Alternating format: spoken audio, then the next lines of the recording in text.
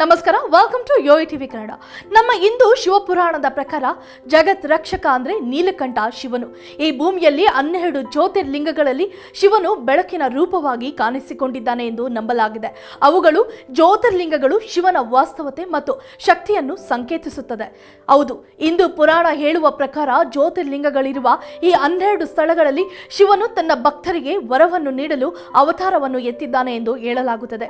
ಈ ಜ್ಯೋತಿರ್ಲಿಂಗಗಳು ಎಲ್ಲೆಲ್ಲಿವೆ ಎನ್ನುವುದರ ಕುರಿತಾದ ಮಾಹಿತಿ ನಾವಿಲ್ಲಿ ತಿಳಿಯೋಣ. ಜ್ಯೋತಿರ್ಲಿಂಗ ಅಥವಾ ಜ್ಯೋತಿರ್ಲಿಂಗಂ ಇದು ಸರ್ವೋತ್ತಮ ಶಿವನ ಭಕ್ತಿಯ ಪ್ರಾತಿನಿಧ್ಯವಾಗಿದೆ. ಜ್ಯೋತಿ ಎಂದರೆ ಕಾಂತಿ ಮತ್ತು ಲಿಂಗ ಎಂದರೆ ಶಿವನ ಚಿತ್ರ ಅಥವಾ ಚಿಹ್ನೆ. ಜ್ಯೋತಿರ್ಲಿಂಗಂ ಎಂದರೆ ಸರ್ವಶಕ್ತ ಶಿವನ ಕಾಂತಿಯ ಚಿತ್ರ. ಭಾರತದಲ್ಲಿ ಒಟ್ಟು 12 ಸಾಂಪ್ರದಾಯಿಕ ಜ್ಯೋತಿರ್ಲಿಂಗ ದೇವಾಲಯಗಳಿವೆ. ಶಿವನ 12 ಜ್ಯೋತಿರ್ಲಿಂಗಗಳು ದೇಶದ 12 ವಿವಿಧ ಸ್ಥಳಗಳಲ್ಲಿ ಇವೆ.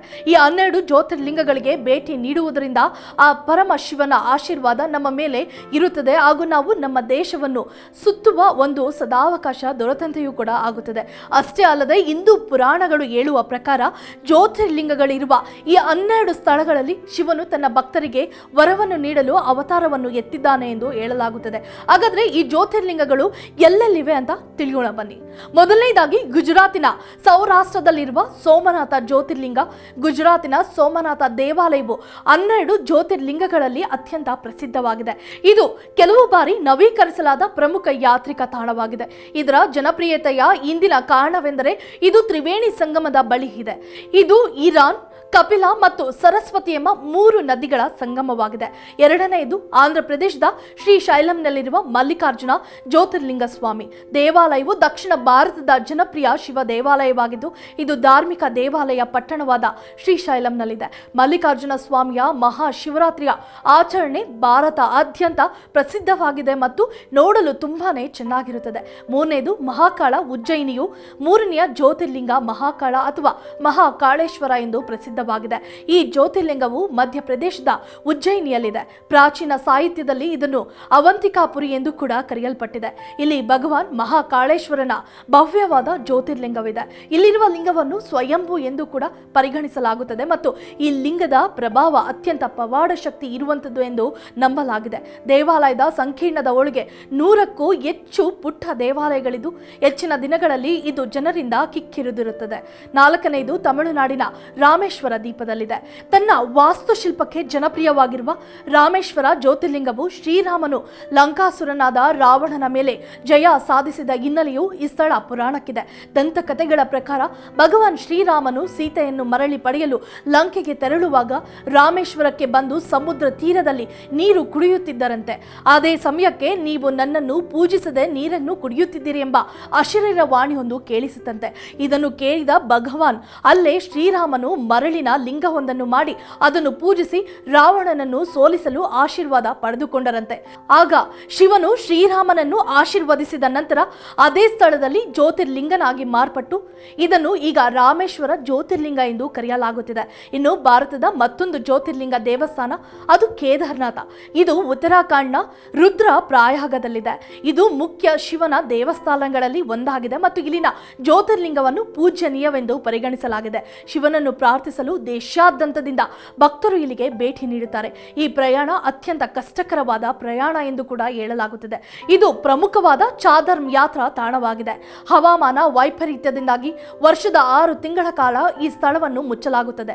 ಅದರಂತೆ ಮಹಾರಾಷ್ಟ್ರದ ದಖಿಣಿಯಲ್ಲಿ ಭೀಮಾಶಂಕರ ಜ್ಯೋತಿರ್ಲಿಂಗ ಮಹಾರಾಷ್ಟ್ರ ರಾಜ್ಯದಲ್ಲಿ ಇರುವ ಮತ್ತೊಂದು ಜ್ಯೋತಿರ್ಲಿಂಗ ಎಂದು ಹೇಳಬಹುದು. ಭೀಮಾಶಂಕರ ಪುಣೆ ನಗರದ ಬಳಿ ಅತ್ಯಂತ ಜನಪ್ರಿಯ ತಾಣವಾಗಿದೆ. ಈ ಸ್ಥಳವು ಭೀಮಾ ಎಂಬ ದುಷ್ಟ ಅಸುರನಿಂದ ತನ್ನ ಹೆಸರನ್ನು ಪಡೆಯುತ್ತದೆ. ಅವನು ಯುಗಗಳ ಹಿಂದೆ ಇಲ್ಲಿ ವಾಸಿಸುತ್ತಿದ್ದನು ಮತ್ತು ಯುದ್ಧದ ನಂತರ ಶಿವನಿಂದ ಬೂದಿಯಾದನು.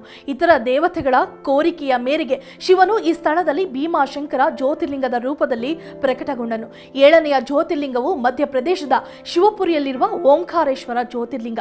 ನರ್ಮದಾ ನದಿಯ ದಡದಲ್ಲಿರುವ ಪವಿತ್ರ ದ್ವೀಪ ಓಂಕಾರೇಶ್ವರದಲ್ಲಿರುವ ಓಂಕಾರ ಅಮಲೇಶ್ವರ ಜ್ಯೋತಿರ್ಲಿಂಗ. ಇಲ್ಲಿರುವ ಲಿಂಗವು ವರ್ಷವಿಡೀ ಭಕ್ತರ ಗುಂಪನ್ನು ಸೆಳೆಯುತ್ತದೆ. ಅದರಂತೆ ಮಹಾರಾಷ್ಟ್ರದ ಪರಲಿಯಲ್ಲಿರುವ ವೈದ್ಯನಾಥ ಜ್ಯೋತಿರ್ಲಿಂಗ ಕೂಡ ಒಂದು. ಇದು ವೈದ್ಯನಾಥ ಜ್ಯೋತಿರ್ಲಿಂಗವನ್ನು ಬಾಬಾಧಾಮ್ ಮತ್ತು ಬೈದ್ಯನಾಥ ಧಾಮ ಎಂದು ಕೂಡ ಕರೆಯಲಾಗುತ್ತದೆ ಮತ್ತು ಇದು ಪರಲಿಯಲ್ಲಿದೆ ಎಂದು ಕೂಡ ವಾದಿಸಲಾಗುತ್ತದೆ. ಆದರೆ ಕೆಲವರು ಈ ಜ್ಯೋತಿರ್ಲಿಂಗದ ಸ್ಥಳವು ಜಾರ್ಖಂಡ್, ದೇವಘರ್ ಅಥವಾ ಹಿಮಾಚಲ ಪ್ರದೇಶದ ಬೈದ್ಯನಾಥ್ನಲ್ಲಿದೆ ಎಂದು ಹೇಳುತ್ತಾರೆ.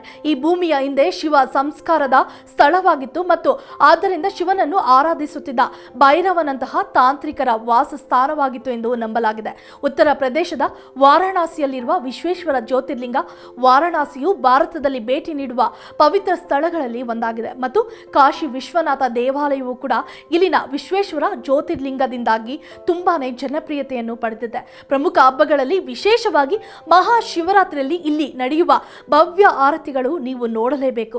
ಮಹಾರಾಷ್ಟ್ರದ ದೇವಗಿರಿಯಲ್ಲಿರುವ ಕೃಷ್ಣೇಶ್ವರ ಜ್ಯೋತಿರ್ಲಿಂಗ, ದೇವಗಿರಿ ಮತ್ತು ಮಹಾರಾಷ್ಟ್ರದ ಔರಂಗಾಬಾದ್ ಬಳಿಯ ವೇರೂಲ್ ಎಂಬ ಸಣ್ಣ ಹಳ್ಳಿಯಲ್ಲಿ ನೆಲೆಗೊಂಡಿರುವ ಕೃಷ್ಣೇಶ್ವರ ಪ್ರಾಚೀನ ಶಿವ ಪುರಾಣದಲ್ಲಿ ಜ್ಯೋತಿರ್ಲಿಂಗಗಳಲ್ಲಿ ಒಂದಾಗಿದೆ ಎಂದು ಉಲ್ಲೇಖಿಸಲಾಗಿದೆ.